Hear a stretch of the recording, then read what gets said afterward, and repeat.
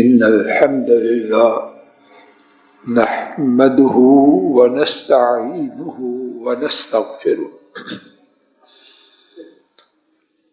ونعوذ بالله من شرور أنفسنا ومن سيئات أعمالنا من يهده الله فلا مضل له ومن يضلل فلا هادي له وأشهد أن لا إله إلا الله وحده لا شريك له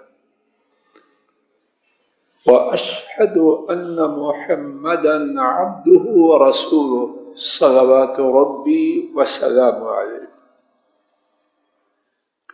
أما بعد فإن خير الحديث كتاب الله وخير الهدي هدي محمد صلى الله عليه وسلم وشر الأمور محدثاتها وكل محدثة بدعة وكل بدعة ضلالة وكل ضلالة في النار.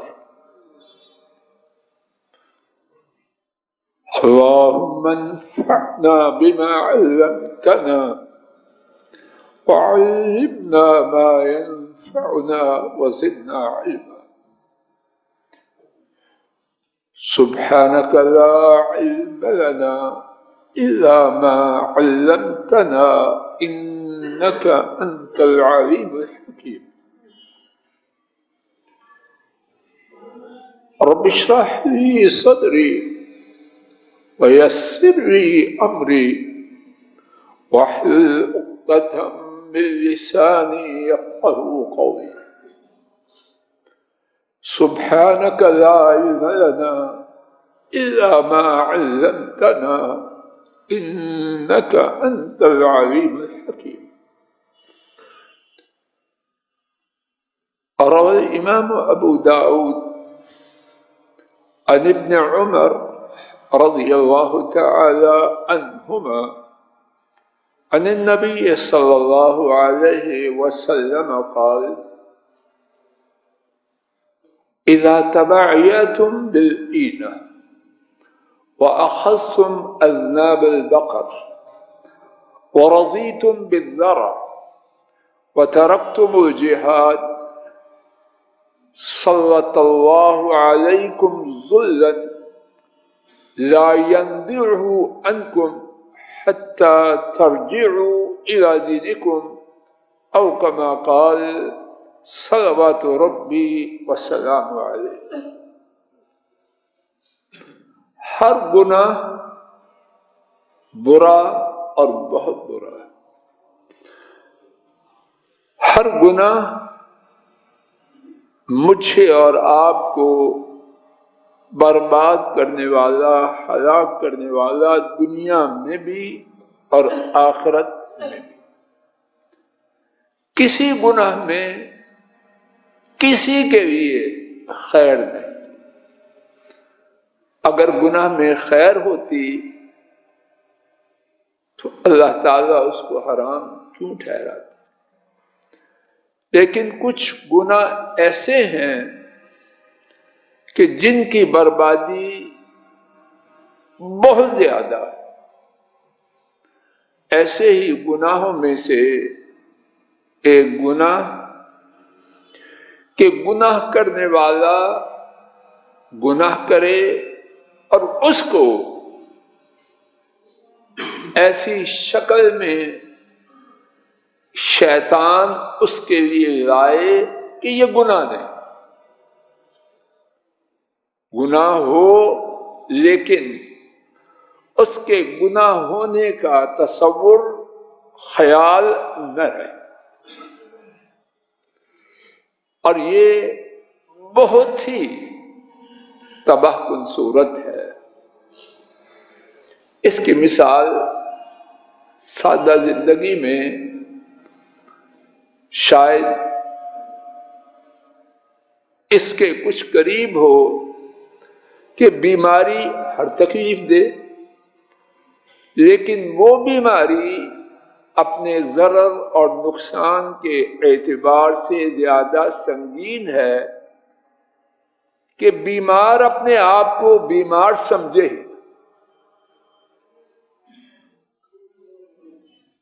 ایسے ہی گناہوں میں سے ایک گناہ یا ایسے ہی گناہوں کی اقسام میں سے ایک قسم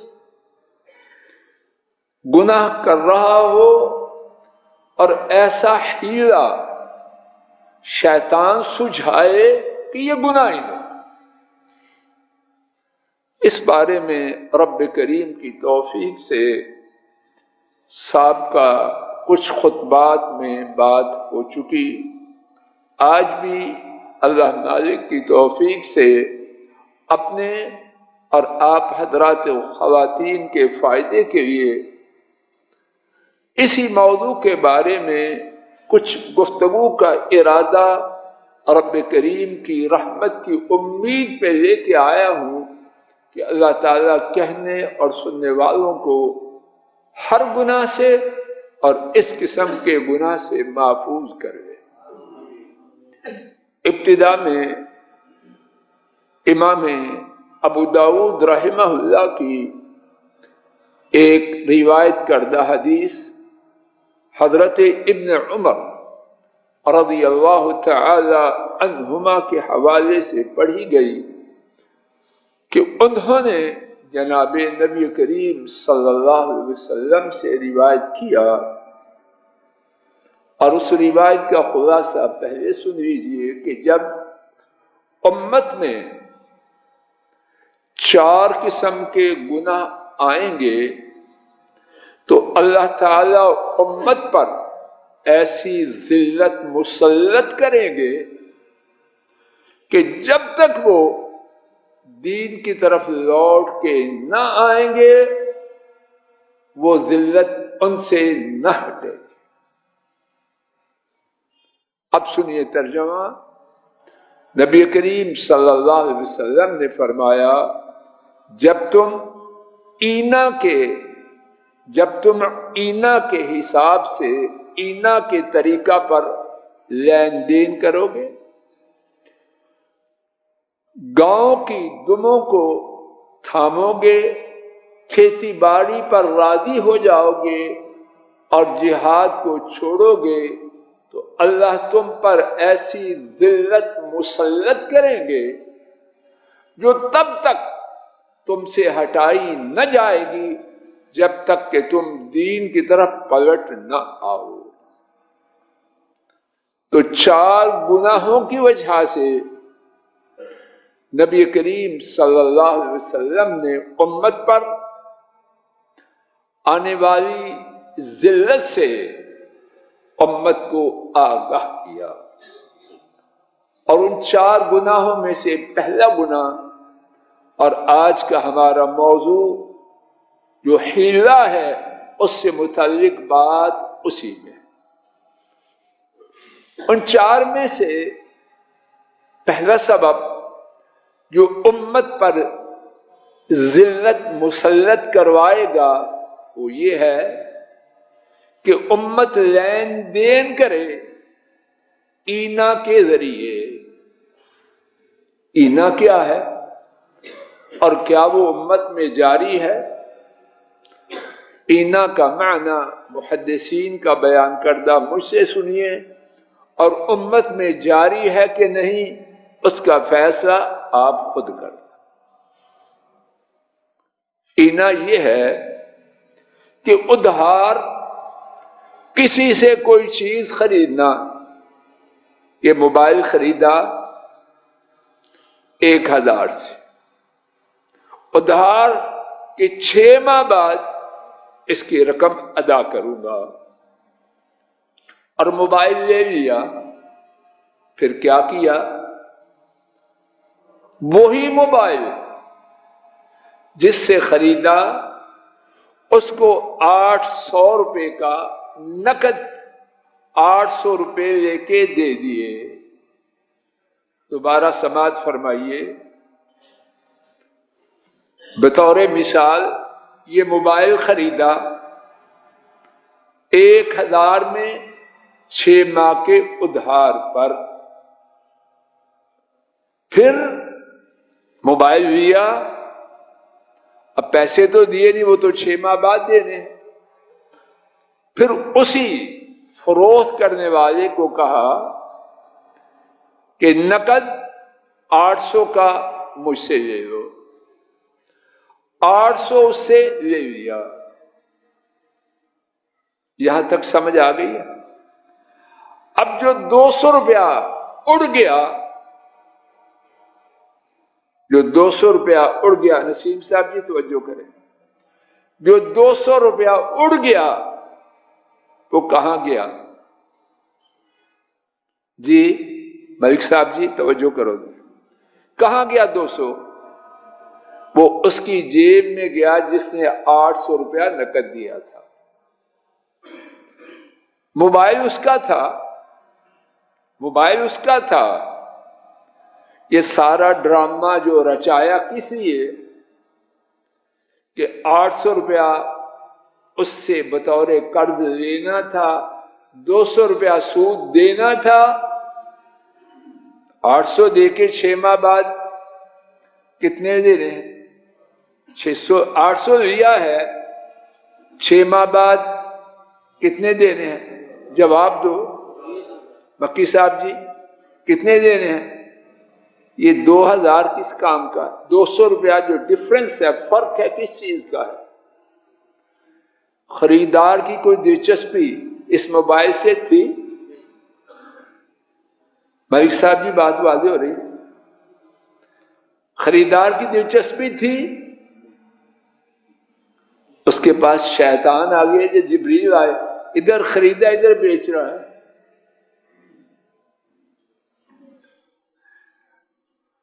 یہ بیچنا خریدنا سب ہیرا پھیری، اور کس سے ہیرا پھیری کر رہے ہیں یہ بدبخت؟ اللہ پاک اتنے ہی بھولے بالے۔ پھر سنیے تاکہ بات اچھی تھوڑی سا ہی لیکن واضح ہو جائے۔ کسی کی نہیں، وہ کھلا میدان، اس کا تو کوئی بات نہیں۔ اگر کسی اور سے پھر تو تعلق نہیں نا۔ اب یہ کہ جو کرے وہ الگ بات ہے اس کی۔ پھر سنیے، ایک شخص سے موبائل لیا 1000 کا 6 ماہ کے ادھار پر، پھر اسی شخص کو موبائل لینے کے بعد 800 کا دے رہا ہے۔ اب اصل حقیقت کیا ہے کہ 800 لے رہا ہے، 6 ماہ بعد 1000 دینا ہے۔ یہ 200 روپیہ جو فرق ہے، یہ فرق ہے سود۔ تو بجائے کہ 800 لیتا اور طے کرتا کہ 6 ماہ بعد 1000 دوں گا، اس نے موبائل کو بیچ داخل کیا تاکہ معاذ اللہ اللہ کی آنکھوں پہ پٹی۔ یہ بدبخت بات ہے۔ تو نبی پاک صلی اللہ علیہ وسلم نے اس کارروائی کے کیے جانے پر امت کو کس بات سے ڈرایا؟ ایسی ذلت اللہ مسلط کریں گے کہ جب تک وہ دین کی طرف پلٹیں گے نہیں، وہ ذلت جان نہ چھوڑیں گے۔ اب آپ خود فیصلہ فرما لیجیے کہ یہ صورت معاشرے میں جاری ہے کہ نہیں۔ آئیے ایک اور صورت دیکھیے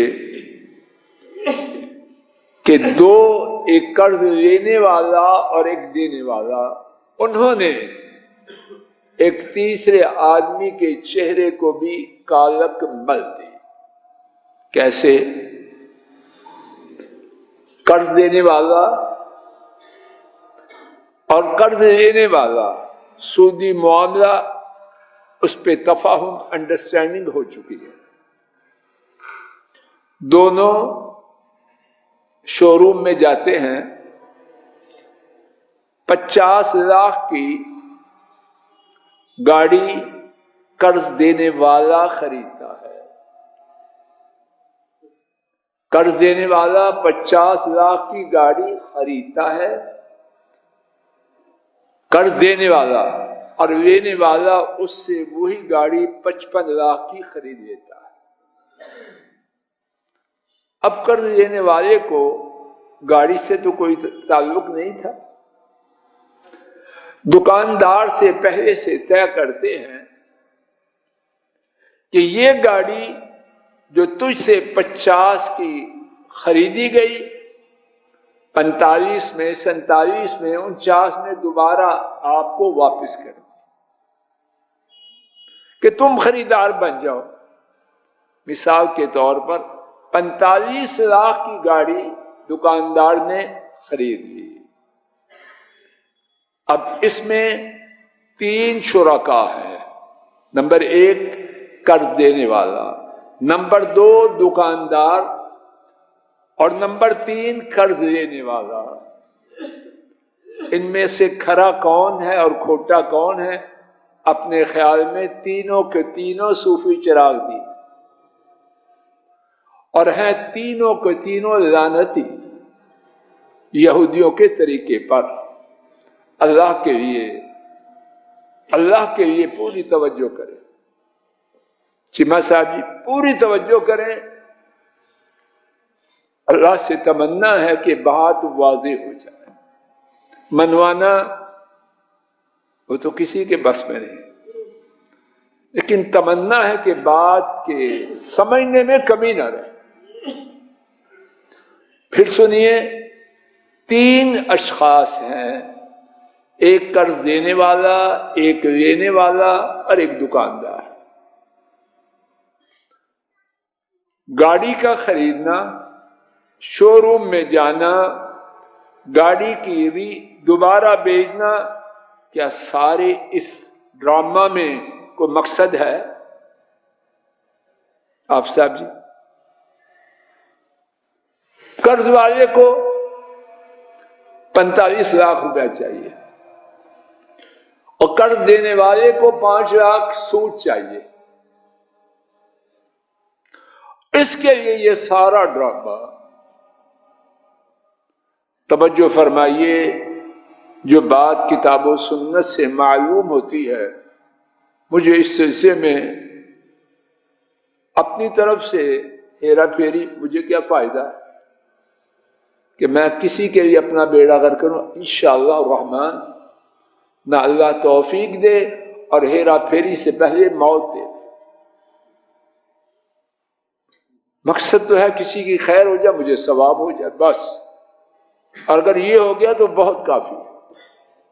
اللہ کے فضل و کرم سے محنت کامیاب ہو، ماں باپ کا پڑھایا ہوا انشاءاللہ ان کے یہ صدقہ جاریہ بنے۔ توجہ کیجیے،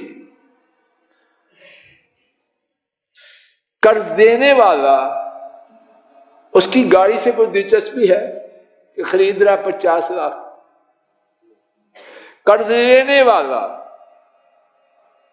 اس کی دلچسپی ہے کہ 55 کی گاڑی خریدے، اس نے آگ لگانی ہے، اس کو تو نوٹ چاہیے۔ اور دکاندار بدبخت لعنتی اس لیے بیٹھا ہے کہ یہ ڈرامہ کرے، اس کا اصل کام تو یہ گاہک آئے فروخت کر چھٹی۔ تینوں کے تینوں فنکار اور تینوں کے تینوں لعنتی۔ یہ کام ہو رہا ہے کہ نہیں؟ اور بڑے بڑے فتووں اور ناموں کے ساتھ ہو رہا ہے، اور سمجھتے ہیں انگریزی میں موٹے موٹے نام رکھ لے تو انگریزی جو ہے وہ شریعت کے اوپر ہے، شریعت دفن ہو گئی۔ عقل کے اندھے ہو تم، شریعت روشن ہے، روشن رہے گی۔ ایک تیسری صورت، وسیم صاحب جی بات واضح ہو رہی ہے، یہ سمجھتے ہیں بڑے سیانے ہیں، اور شریعت اور شریعت کو بیان کرنے والے سب اندھے ہیں۔ تم شریعت والوں کے پاس اور شریعت کی طرف آؤ تو روشنی ہو۔ ایک اور صورت یہ ہے، ایک قرض دینے والا قرض لیتا ہے، لینے والا قرض لیتا ہے، اصل مقصد ہے قرض دینا اور لینا، لیکن چاہتے ہیں کہ اس کے ساتھ سود شامل ہو، لیکن سود کا نام نہ لگے کہ دیندار بندہ ہے جی، حج کر کے آیا، عمرہ کر کے بیڑا غرق کرنا چاہتا ہے، تو سود کا نام نہ آئے لیکن مقصد پورا ہو جائے۔ تو کیا کرتے ہیں، 1 لاکھ قرض دیا 6 ماہ کے لیے اور 1 لاکھ 6 ماہ کے لیے واپس لینا، ماشاءاللہ تبارک الرحمن۔ اور اس کا کاروبار ہے کپڑے کا، کیا کیا، قرض دینے والے نے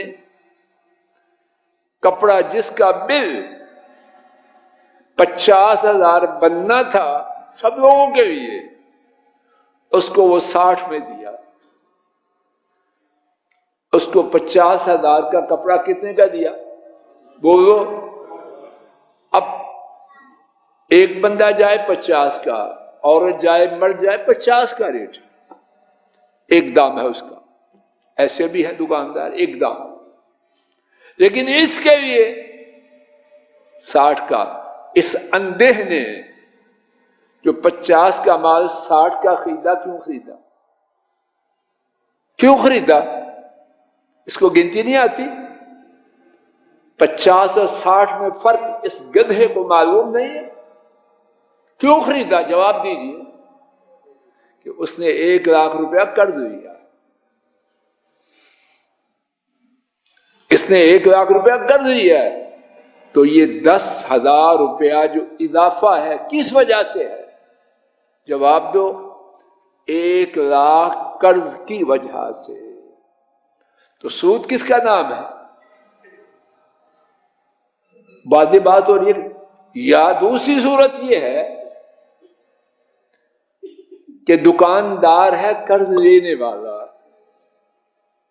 دکاندار ہے قرض لینے والا، جس نے 1 لاکھ روپیہ قرض دیا تھا، وہ اسی دکاندار سے مال لیتا ہے، 50,000 کا مال لیتا ہے، تو کتنے پیسے دیتا ہے؟ 40,000۔ مجھے جواب دیجئے، میری تسلی ہو، یہ حساب کتاب سمجھ آ رہا ہے کہ نہیں ڈاکٹر صاحب؟ واضح ہے بات کوئی؟ اب 50,000 کا مال کتنے کا، پیسے کتنے دے رہا ہے؟ 40۔ یہ 10,000 کی جو کنسیشن ملی ہے کس وجہ سے ملی ہے؟ یہ اس کا باپ لگتا ہے یا دادا لگتا ہے؟ کون ہے یہ 10,000 روپے چھڑانے والا؟ یہ نہیں چھڑا رہا، اس نے جو 1 لاکھ رقم دی ہے اس کا سود ہے،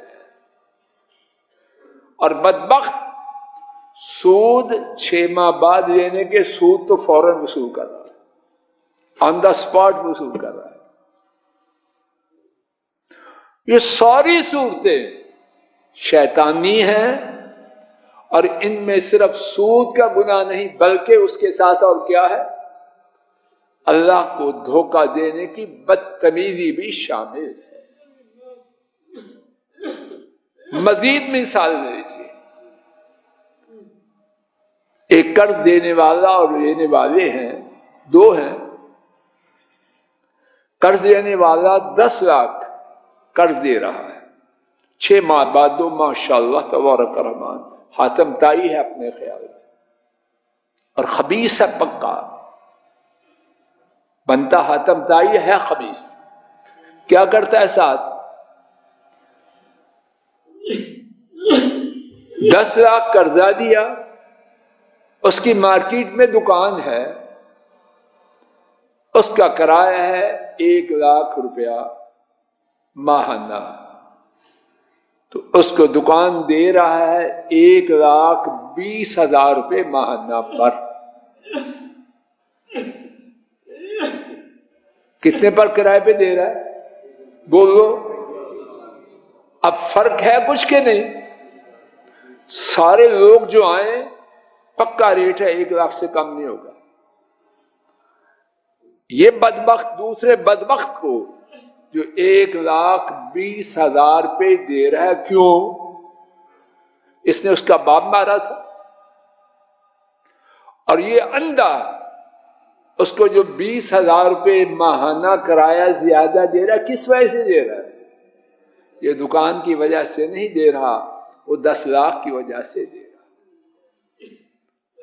حضرات و خواتین، اللہ کے لیے اپنی جانوں پر ظلم نہ کریں، اور صرف اپنی جانوں پر ظلم نہیں، امت پر ظلم ہے۔ جب یہ گناہ امت میں عام ہو رہا ہے، ذلت تو ساری امت پہ آ رہی ہے۔ مزید مثال لیجیے، ایک شخص دوسرے کو 10 لاکھ قرض دیتا ہے، قرض لینے والا اس کی دکان ہے، اس کا کرایہ واضح 1,00,000 روپیہ ماہانہ ہے۔ اب یہ جو 10 لاکھ قرض دے چکا ہے، وہ دکان کا کرایہ کتنا دیتا ہے؟ ماشاءاللہ، کس نے جواب دیا؟ ماشاءاللہ۔ تو یہ شیخ تو نہیں؟ ارائیو ماشاءاللہ، شیخاں تو بھی اگے ہو۔ اب 1,00,000 روپیہ ماہانہ کی دکان ہے، وہ اپنے سگے بھائی کو 1,00,000 سے کم نہ کرے، اس کو جو 20,000 روپے ماہانہ کم کیا ہے، کس وجہ سے؟ کہ اس نے اس سے 10 لاکھ قرض لیا ہے، بطور خنزیر اس کو دینا ہے۔ یہ ساری ہیلا بہانے، اس سے کوئی اللہ کو دھوکہ دے سکتا؟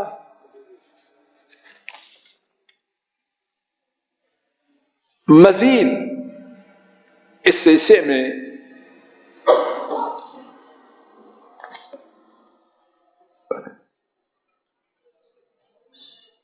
ایک حدیث، ایک واقعہ سن لیجیے، اور اسی پر وقت ہوا چاہتا ہے تو بات کو یہی روکتے ہیں۔